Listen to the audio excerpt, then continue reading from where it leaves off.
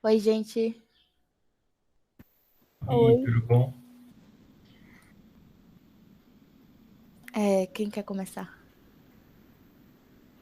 Quem foi o padre Antônio Vieira? Você vai falar ou você tá só perguntando pra Eu também gente? fiquei em dúvida. Eu tô perguntando pra vocês. Ah, tá. Ele foi um orador, filósofo, escritor e um dos missionários enviado para a catequização dos índios. Que ela não falou, mas foi uma conversão para a religião católica na conquista do Brasil no século XVII. Eu só achei que ele foi um religioso, escritor e orador português. E que ele foi o principal no barroco literário na língua portuguesa. E que ele escreveu mais de 200, cerca de 200 sermões. Foi. Por aí. Aí se encaixa Acho na que ela falou quase biografia tudo. dele. Aham. Ela deu um resumo bem resumidão. Exatamente. Mas mais um pouco a fundo do Padre Antônio, ele é filho de Cristóvão Vieira e da Maria de Azevedo. Ele é o primogênito de quatro irmãos. Nasceu dia 6 de janeiro de 1608 em Lisboa. E em 1614, com 6 anos, ele se mudou com a família dele para o Brasil, porque o pai dele recebeu um cargo de escrivão em Salvador, que fica na Bahia.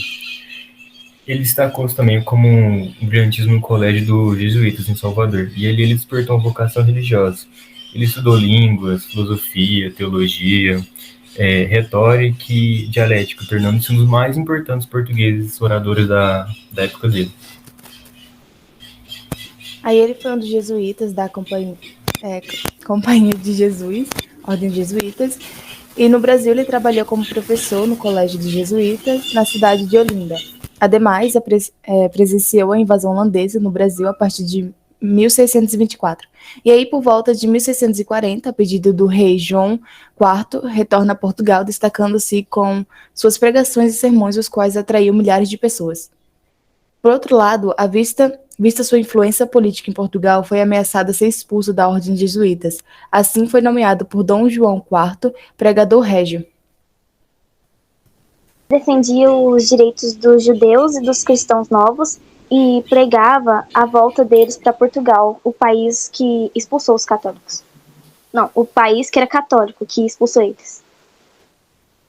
Certo. Aí, em 1681, ele retornou ao Brasil, promovendo outras missões entre os índios, e aí ele faleceu em Salvador no dia 18 de julho de 1697, com 89 anos. Caraca! Pera, ele, Inicial. ele, ele morreu quando? 18 de 18 de julho de julho. 1697. Ah, Tipo, ele tá. foi pro Acho que eu Portugal, tinha né? lido errado aqui. Ah, tá. Achei que era 22. Naquela parte lá que eu falava que ele estava em Portugal, ele retorna ao Brasil em 1653, no Maranhão, e aí ele luta contra os interesses esclavagistas do colono. Isso que a Taone falou. Agora as obras dele. O padre Antônio Vieira possui uma vasta obra literária, desde poemas, cartas, sermões e romances. E ele foi responsável pelo desenvolvimento da prosa barroca em Portugal e no Brasil. Ele escreveu em estilo conceptista, que era um tipo de linguagem na época do barroco. E ele escreveu mais ou menos cerca de 200 sermões, dos quais se destacam o que a gente vai falar agora. Esses sermões que a Salete não falou são o sermão pelo bom sucesso das armas de Portugal contra as de Holanda, sermão dos bons anos, sermão do mandato, sermão do Santo Antônio aos Peixes, sermão da quinta domingo da quaresma, sermão da sexuagésima e o sermão do bom ladrão, que é o... Mas não era pra falar também o gênero. Que tipo de gênero que era? O negócio? Eu estudei sobre isso. O sermão Eu é um coloquei gênero que de. Ah, ele. pode falar. Pode continuar se você quiser. Não, uma coisa complemento, mas acho que a gente teve o mesmo tipo de estudo. Eu tinha colocado que o sermão ele era um gênero de cunho religioso e o objetivo era persuadir os ouvintes a respeito de uma determinada ideologia. Isso. E aí era por meio do discurso de autoridade ancorado em livros sagrados ou em dogmas religiosos e da oratória do religioso que o profere. Isso. Aí a estrutura do sermão ele pode ser definida na introdução ele atrai a atenção do ouvinte, e aí tem... Peraí, calma, gente, esqueci. Eu não Que anotei era essa parte. título, tema, texto, introdução, corpo e conclusão. Isso mesmo, eu não anotei essa parte. Pronto, agora falam sobre os sermões que que vocês pesquisaram. Não precisa ler, ou pode falar só um resumo da obra e uma análise. Então, eu e a Tawana, a gente fez o mesmo. Olha, que lindo. Um fala um resumo e outro fala análise. Tawana pode começar. O Sermão do Bom Ladrão, ele foi um sermão na Igreja da Misericórdia, em Lisboa, em 1655, na presença do rei português Dom João IV e de toda a sua corte, e dos mais importantes ministros dos tribunais, pelo padre Antônio Vieira. Ele critica a arte de roubar. Ele denuncia os abusos dos colonizadores, bem como dos grandes reis, governadores, administradores de cidades e poderosos da época. O sermão tem o objetivo de explorar as personalidades e as passagens bíblicas. Ele mostra também o povo português, como funcionava a roubalheira no Brasil colonial. E o padre, indignado, compara o pequeno ladrão que rouba para comer e do grande ladrão que rouba impérios. Bom, agora um dos trechos importantes do sermão. Os outros ladrões roubam um homem, e estes roubam cidades e reinos. Os outros furtam debaixo dos seus riscos, e estes sem temor, nem perigos. Os outros se furtam, são enforcados, estes furtam e enforcam. Agora outro. Quantas vezes se viu em Roma e enforcar um ladrão por ter furtado um carneiro, e no mesmo dia ser levado em triunfo o cônsul de um ditador por ter roubado uma província.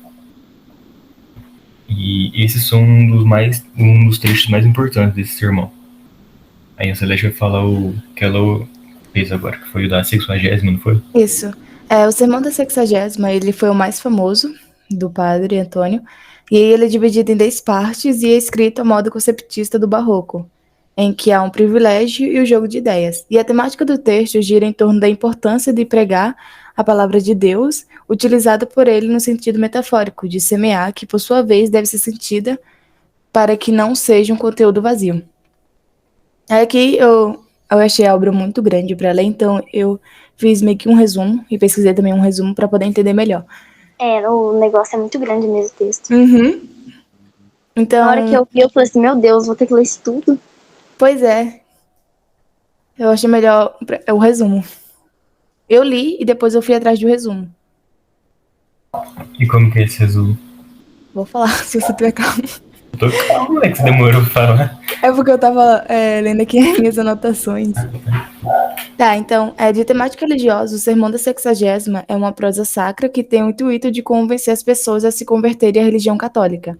E aí, dessa forma, ele utilizava, o padre, diversas passagens da Bíblia para escrever os sermões. E aí também menciona temas como Deus, os homens, o pregador e o evangelho.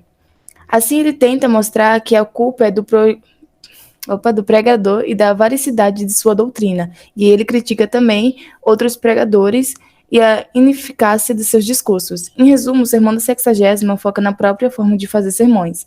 E o padre usa da metalinguagem para apresentar sua ideia central, que é pregar e semear. A análise da obra, ela, como eu já falei, ela foi dividida... ela está dividida em 10 partes, e aí foi o dos mais destacados do Antônio, no estilo literário conceptista. Peraí, corta essa parte aí, gente, que é a mesma coisa. Não, mas não tem problema não. Peraí, viu? Esperando. Achei, tá. Aí é notório na obra dele, do Sermão da 60ª, o uso de figuras de linguagens, o quais oferece maior expressividade do texto. E as mais utilizadas, que eu consegui identificar, foi a metáfora, a comparação e a hipérbole. É sobre isso. Isso. E tá tudo bem. Uhum, e tá tudo bem. Umas curiosidades que eu vi desse padre foi que, para um poeta português, que é o Fernando Pessoa, ele foi considerado o imperador da língua portuguesa. E para os índios, ele era chamado de Paiaçu, que no termo indígena é um termo indígena tupi, significa grande pai. Eu achei isso muito interessante. Caraca, é mesmo.